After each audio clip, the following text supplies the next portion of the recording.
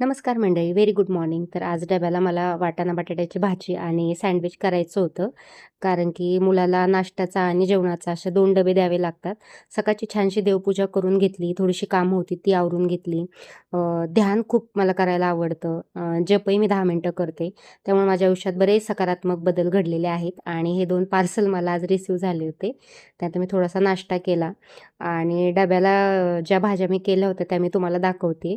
तर मुलाला असा छानसा डबा करून दिला. थोडीशी मॅगी खाऊशी वाटत होती म्हणून तीही केली. थोडंसं माझं सामान होतं ते आलं होतं तेही मी पाहिलं. त्यानंतर चहा वगैरे घेतला.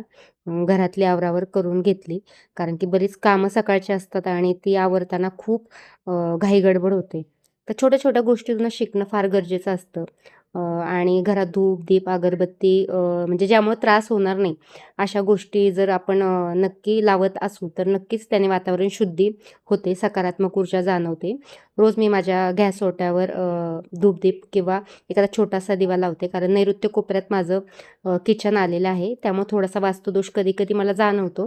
तर त्यामुळे तिथं मी धूपदीप, अगरबत्ती करत असते किंवा एक छोटासा दिवा मी तिथे रोज प्रज्वलित करत असते. जेणेकरून काही जर वास्तुदोष असतील, तर ते दूर होतील.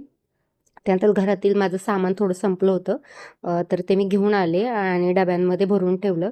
शेंगदाण्याचा कूट मला प्रत्येक भाजीत लागतो. म्हणजे बऱ्यापैकी भाज्यांमध्ये मी तो लावतेच, म्हणजे टाकतेच. मला आवडतो आणि त्यामुळे खरंच भाज्या छान होतात. तर कसा वाटला ब्लॉग नक्की सांगा.